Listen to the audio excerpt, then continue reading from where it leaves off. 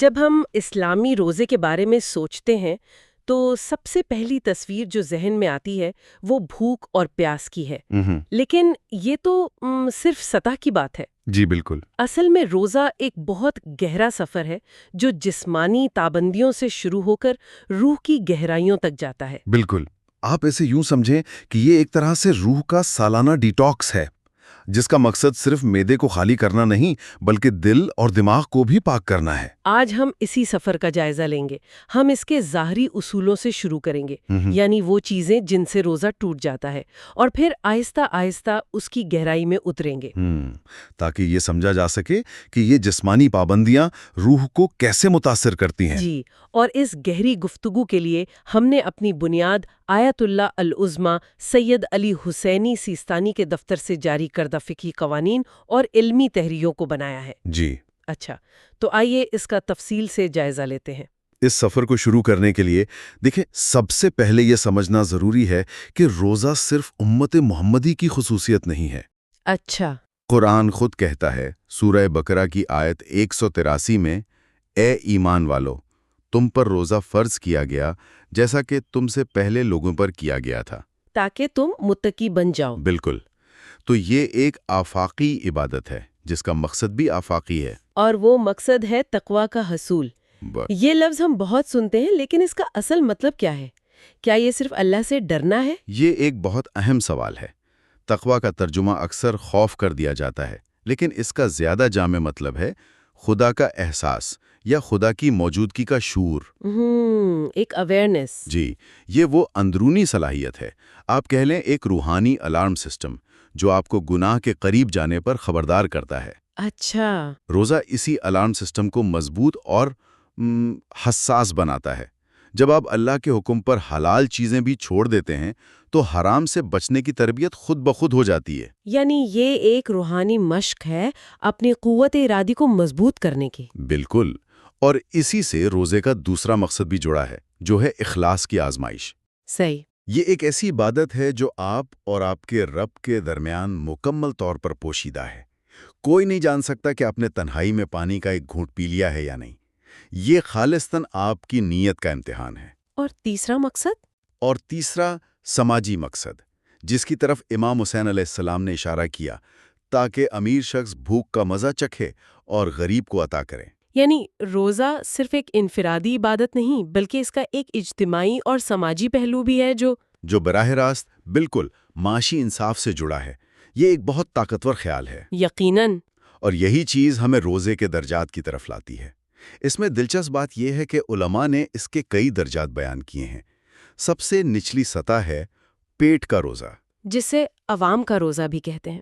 جی، یعنی صرف کھانے پینے اور دوسری ظاہری چیزوں سے رک جانا، جو کہ زیادہ تر لوگ اسی کو مکمل روزہ سمجھتے ہیں۔ جی ہاں، حالانکہ یہ تو صرف پہلا قدم ہے۔ اس سے بلند درجہ خواص کا روزہ ہے، یعنی اعضاء کا روزہ۔ اچھا، اس میں آپ کا پیٹ تو روزہ رکھتا ہی ہے، ساتھ میں آپ کی زبان غیبت سے، جھوٹ سے، آپ کی آنکھیں حرام دیکھنے سے، آپ کے کان حرام سننے سے، یہ سب روزہ رکھتے ہیں۔ یہ روزے کی روح کے زیادہ قریب ہے۔ جی، اور پھر سب سے اعلیٰ درجہ دل کا روزہ۔ یہ تصور تو بہت گہرا ہے۔ کیا ہمارے ذرائع اس پر روشنی ڈالتے ہیں کہ عملی طور پر اس درجے تک کیسے پہنچا جا سکتا ہے؟ کیونکہ اپنے خیالات پر قابو پانا تو شاید سب سے مشکل کام لگتا ہے۔ دیکھیں، یہ ایک مسلسل جدوجہد ہے۔ ذرائع کے مطابق اس کا آغاز مراقبہ اور محاسبہ سے ہوتا ہے، یعنی خود کا جائزہ لینا۔ جی، یعنی دن بھر میں کچھ وقت نکال کر یہ سوچنا کہ میرے دل میں حسد، تکبر یا دنیا کی حد سے زیادہ محبت جیسے خیالات تو نہیں آ رہے۔ روزہ اس خود شناسی کے لیے ایک بہترین موقع دیتا ہے۔ جب نفسانی خواہشات کمزور ہوتی ہیں۔ بالکل، جب انسان بھوکا ہوتا ہے تو روح کے لیے اپنی گہرائی میں جھانکنا آسان ہو جاتا ہے۔ یہ دل کو غیر اللہ کی یاد سے بھی خالی رکھنے کا نام ہے۔ یہاں سے بات بہت دلچسپ ہو جاتی ہے جب ہم ان گہرے روحانی تصورات سے عملی پہلوؤں کی طرف آتے ہیں۔ جی، کیونکہ ان روحانی مقاصد کو حاصل کرنے کے لیے ایک واضح ڈھانچہ بھی دیا گیا ہے۔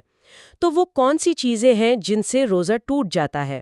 سب سے واضح تو جان بوجھ کر کھانا پینا ہے۔ جی، اور اس میں اصول یہ ہے کہ جان بوجھ کر کوئی بھی چیز، چاہے وہ کتنی ہی معمولی کیوں نہ ہو، اگر کھانے پینے کے ارادے سے حلق سے نیچے اتاری جائے تو روزہ باطل ہو جاتا ہے۔ لیکن اگر کوئی بھول جائے تو؟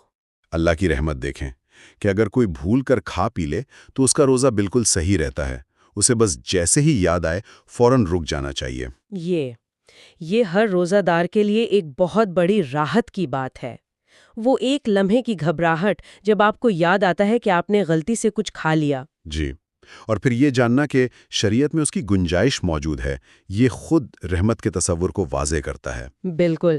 اچھا، اس میں کچھ ایسی تفصیلات بھی ہیں جو بہت سے لوگوں کے لیے حیران کن ہو سکتی ہیں، جیسے انجیکشن اور ڈرپ۔ جی، جسم میں تو توانائی جا رہی ہے، پھر بھی روزہ نہیں ٹوٹتا، تو کیا اس سے یہ اصول سامنے آتا ہے کہ فقہ میں روزے کا تعلق صرف ہاضمے کے نظام سے ہے؟ آپ نے بالکل صحیح نکتہ اٹھایا ہے۔ فقی اصولوں کی بنیاد قرآن کے الفاظ اکل و شرب یعنی کھانے اور پینے پر ہے۔ انجیکشن یا ڈرپ، حتیٰ کہ گلوکوز والی بھی، روایتی طور پر کھانے یا پینے کے زمرے میں نہیں آتی۔ ان کا راستہ معدہ نہیں بلکہ رگیں ہیں۔ بالکل، یہ ہمیں دکھاتا ہے کہ فقی اصول کس طرح جدید مسائل پر لاگو ہوتے ہیں۔ اسی طرح دمے کا سپرے اگر وہ دوا کو سیدھا پھیپھڑوں تک پہنچائے تو اس سے بھی روزہ نہیں ٹوٹتا۔ یہ بہت واضح ہو گیا۔ ایک اور چھوٹی سی بات، دانتوں میں پھنسے کھانے کے ذرات؟ جی، اگر کوئی انہیں جان بوجھ کر نگل لے تو روزہ ٹوٹ جائے گا، لیکن اگر کوئی اپنا ہی تھوک نگل لے تو کوئی حرج نہیں۔ اس میں کیا حکمت ہے؟ حکمت وہی ہے، جان بوجھ کر کوئی بیرونی چیز جسم میں داخل کرنا۔ تھوک جسم کا اپنا حصہ ہے اور اس کا نگلنا ایک قدرتی عمل ہے۔ اس سے بچنا تقریباً ناممکن ہے، اس لیے شریعت نے اس میں آسانی رکھی ہے۔ ٹھیک ہے، اب ہم ایک اور اہم موضوع کی طرف آتے ہیں جس کا تعلق طہارت یعنی پاکیزگی سے ہے۔ جی، یعنی حالت جنابت، حیض یا نفاس میں فجر تک باقی رہنا۔ یہ اصول کیوں اتنا اہم ہے کہ اس سے روزہ باطل ہو جاتا ہے؟ اس کی وجہ یہ ہے کہ رمضان کا روزہ ایک عظیم عبادت ہے اور شریعت چاہتی ہے کہ اس کا آغاز روحانی اور جسمانی طور پر مکمل پاکیزگی کی حالت میں کیا جائے۔ یہ اس عبادت کے احترام کا تقاضا ہے۔ بالکل، اگر کوئی شخص رمضان کی رات میں حالت جنابت میں ہو اور وہ جان بوجھ کر غفلت کی وجہ سے فجر کی اذان تک غسل نہیں کرتا تو اس نے روزے کے تقدس کو پامال کیا، اس لیے اس کا روزہ باطل شمار ہوتا ہے۔ سونے والا مسئلہ یہاں تھوڑا پیچیدہ لگتا ہے۔ ایک صورت میں روزہ صحیح ہے، دوسری میں قضا واجب ہے۔ جی، تو کیا یہاں کلیدی فرق نیت اور غفلت کے درمیان ہے؟ آپ نے بالکل صحیح نکتہ پکڑا ہے۔ فقہ میں نیت اور ارادے کو بہت اہمیت حاصل ہے۔ اگر کوئی شخص حالت جنابت میں اس نیت سے سوتا ہے کہ وہ فجر سے پہلے اٹھ کر غسل کر لے گا، لیکن اتفاقاً اس کی آنکھ نہیں کھلتی، تو اس کی نیت چونکہ صحیح تھی، اس لیے اس کا روزہ بھی صحیح ہے۔ لیکن اگر وہ ایک بار جاگنے کے بعد دوبارہ سو جائے؟ اگر وہ ایک بار بیدار ہوتا ہے، اس کے پاس موقع ہے، مگر وہ دوبارہ سو جاتا ہے اور فجر کے بعد اٹھتا ہے، تو یہ غفلت کے زمرے میں آتا ہے۔ اس صورت میں اسے اس دن کا روزہ پورا تو کرنا ہوگا، لیکن بعد میں اس کی قضا بھی کرنی ہوگی۔ اور اگر دن میں سوتے ہوئے احتلام ہو جائے تو؟ دن میں احتلام ہونے سے روزہ بالکل باطل نہیں ہوتا، کیونکہ یہ ایک غیر ارادی عمل ہے۔ اس شخص پر لازم ہے کہ وہ نماز کے لیے غسل کر لے، لیکن اس کا روزہ جاری رہے گا۔ صحیح۔ اور خواتین کے مخصوص ایام کے لیے بھی یہی اصول ہے؟ جی، اگر حیض یا نفاس کا خون فجر سے پہلے رک جاتا ہے تو ان پر لازم ہے کہ وہ نماز فجر سے پہلے غسل کر لیں تاکہ پاکیزگی کی حالت میں روزے کا آغاز کر سکیں۔ تو پاکیزگی کی حالت میں روزے کا آغاز کرنا ایک بنیادی شرط ہے۔ جی، اور یہ پاکیزگی صرف جسمانی نہیں بلکہ اس کا تعلق ان چیزوں سے بھی ہے جو ہم اپنے جسم میں داخل کرتے ہیں۔ اسی سے جڑا ایک اور نقطہ گھاڑا دھواں اور غبار کا ہے۔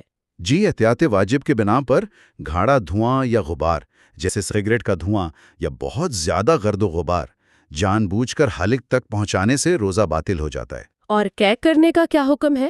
جان بوجھ کر قے کرنے سے بھی روزہ ٹوٹ جاتا ہے، لیکن اگر قے خود بخود آ جائے تو روزہ نہیں ٹوٹتا۔ ایک اور اصول جو ذرائع میں بیان ہوا ہے وہ اللہ، رسول اور ائمہ علیہ السلام سے جھوٹی بات منسوب کرنے سے متعلق ہے۔ یہ اصول صرف ایک فقہی پابندی سے بڑھ کر لگتا ہے۔ یقیناً یہ براہ راست تقویٰ کے تصور سے جڑا ہے۔ یعنی اخلاقی اور فکری ایمانداری۔ بالکل، سچائی اور دیانت داری تقویٰ کی بنیاد ہے۔ یہ اصول ہمیں یاد دلاتا ہے کہ روزہ رکھتے ہوئے زبان کی حفاظت اتنی ہی ضروری ہے جتنا پیٹ کی۔ اور دین کے بارے میں جھوٹ بولنا تو ویسے بھی بہت بڑا گناہ ہے۔ اور رمضان میں اس کی سنگینی اتنی بڑھ جاتی ہے کہ یہ آپ کی عبادت کو ہی باطل کر دیتا ہے۔ اچھا، ایک ایسا مسئلہ ہے جس پر کافی اختلاف پایا جاتا ہے، وہ ہے سر پانی میں ڈبونا۔ جی، یہ واقعی ایک ایسا مسئلہ ہے جس پر فقہا میں تاریخی طور پر اختلاف رہا ہے۔ بہت سے علماء اسے روزے کو باطل کرنے والی چیز شمار کرتے ہیں۔ تو آیت اللہ سستانی کے نزدیک اس کا کیا حکم ہے؟ ان کے نزدیک سر کو پانی میں ڈبونے سے روزہ باطل نہیں ہوتا، لیکن وہ اسے شدید مکروہ قرار دیتے ہیں۔ مکروہ یعنی ایک انتہائی ناپسندیدہ عمل۔ جی، جس سے سختی سے پرہیز کرنا چاہیے۔ اس کی وجہ شاید یہ ہے کہ یہ عمل جسم کو غیر معمولی طور پر تر و تازہ کرتا ہے، جو روزے کی روح کے خلاف جا سکتا ہے۔ یہ تو ہوئے اصول، لیکن زندگی میں ایسی صورتحال بھی آ سکتی ہے جب اصولوں پر عمل کرنا مشکل ہو جائے، مثلاً شدید پیاس یا کمزوری۔ دیکھیں، اسلام دین فطرت ہے اور کسی کو بھی اپنی جان خطرے میں ڈالنے کی اجازت نہیں دیتا۔ صحیح۔ اگر کسی کو اتنی شدید پیاس لگے کہ اسے اپنی جان جانے کا حقیقی خوف ہو تو اسے اجازت ہے کہ وہ صرف ضرورت کے مطابق پانی پی لے۔ لیکن اس کا روزہ تو ٹوٹ جائے گا۔ جی، اس صورت میں اس کا روزہ باطل ہو جائے گا اور اسے بعد میں اس روزے کی قضا کرنی ہوگی۔ البتہ صرف معمولی کمزوری کی وجہ سے روزہ توڑنا جائز نہیں ہے۔ تو ان سب باتوں کا مطلب یہ ہوا کہ اگر کسی کا روزہ چھوٹ جائے یا ٹوٹ جائے تو اس کے لیے شریعت میں ایک پورا نظام موجود ہے، قضا، کفارہ اور فدیہ۔ جی، یہ اصطلاحات اکثر لوگوں کے لیے تھوڑی کنفیوزنگ ہوتی ہیں۔ آئیے انہیں آسان الفاظ میں سمجھتے ہیں۔ یہ تینوں مختلف صورتحال کے لیے ہیں۔ ٹھیک ہے۔ قضا سب سے سادہ ہے۔ اس کا مطلب ہے پورا کرنا۔ اگر آپ کا کوئی روزہ کسی شرعی عذر جیسے بیماری یا سفر کی وجہ سے چھوٹ گیا تو آپ رمضان کے بعد اتنے ہی دن کے روزے رکھ کر اس گنتی کو پورا کریں۔ یہ کوئی سزا نہیں، بس ایک فرض کی ادائیگی ہے۔ بالکل۔ اب ہے کفارہ۔ یہ واقعی ایک جرمانہ یا تلافی ہے۔ یہ اس شخص پر واجب ہوتا ہے جو رمضان کا روزہ جان بوجھ کر بغیر کسی شرعی عذر کے توڑتا ہے۔ اس کی صورتیں کیا ہیں؟ اس کی دو صورتیں ہیں۔ یا تو وہ مسلسل 2 مہینے یعنی 60 دن روزے رکھے۔ 60 دن؟ جی، یا پھر وہ 60 مسکینوں کو پیٹ بھر کر کھانا کھلائے۔ اور فدیہ ان دونوں سے کیسے مختلف ہے؟ فدیہ ایک معاوضہ ہے۔ یہ نہ فرض کی ادائیگی ہے، نہ سزا۔ یہ ان لوگوں کے لیے ایک رعایت ہے جو روزہ رکھنے کی جسمانی استطاعت ہی نہیں رکھتے۔ جیسے کوئی بہت بوڑھا شخص یا کوئی دائمی مریض۔ جی، ایسا شخص چونکہ بعد میں قضا بھی نہیں کر سکتا، اس لیے شریعت اس پر ہر روزے کے بدلے ایک فدیہ واجب کرتی ہے جو کہ ایک مسکین کو کھانا کھلانا ہے، یعنی تقریباً 750 گرام گندم یا چاول دینا۔ تو یہ تینوں الگ الگ کیفیات کے لیے ہیں۔ یہ صرف سزاؤں کی فہرست نہیں، بلکہ ایک منظم نظام ہے جو ذمہ داری، رحمت اور عملی حالات کو مد نظر رکھتا ہے۔ بالکل۔ اگر ہم اسے وسیع تناظر میں دیکھیں تو یہ نظام ظاہر کرتا ہے کہ شریعت میں جان بوجھ کر کی گئی غلطی، مجبوری اور بھول چک میں واضح فرق رکھا گیا ہے۔ یہ احتساب کے ساتھ ساتھ رحمت کا بھی مظہر ہے۔ جی، یہ ہمیں بتاتا ہے کہ اللہ تعالیٰ جہاں اپنے احکامات کی تعمیل چاہتا ہے، وہیں اپنے بندوں کے حالات اور مجبوریوں سے بھی بخوبی واقف ہے۔ آج کی گفتگو کا خلاصہ کریں تو ہم نے یہ سمجھا کہ روزہ صرف بھوکا پیاسا رہنے کا نام نہیں ہے، یہ ایک جامع عبادت ہے جو جسمانی پرہیز سے شروع ہوتی ہے، پھر اعضاء کے کنٹرول سے گزرتی ہے اور آخر میں دل کی پاکیزگی پر ختم ہوتی ہے۔ اور یہ تمام تفصیلی فقہی قوانین دراصل اسی مرکزی مقصد یعنی تقویٰ کے حصول کی طرف رہنمائی کرنے والے سنگ میل ہیں۔ آپ نے بہت خوبصورتی سے اس کا خلاصہ کیا، اور آخر میں سامعین کے لیے ایک سوچ چھوڑ کر جانا چاہتا ہوں۔ جی، یہ ایک اہم سوال پیدا کرتا ہے۔ ان ذرائع نے ہمیں یہ تو تفصیل سے بتایا کہ کن چیزوں سے بچنا ہے، جو کہ روزے کی بنیاد ہے۔ جی، لیکن غور طلب بات یہ ہے کہ اس پرہیز کے ساتھ ساتھ ہمیں اس مہینے میں کون سے مثبت اعمال کی طرف زیادہ توجہ دینے کی ترغیب دی گئی ہے۔ یہ اصول تو بنیاد فراہم کرتے ہیں، لیکن اس بنیاد پر محبت، عبادت، خدمت خلق اور خود شناسی کی کون سی عمارت تعمیر کرنی ہے، اس پر سوچنا ہی روزے کی اصل روح کو پانا ہے۔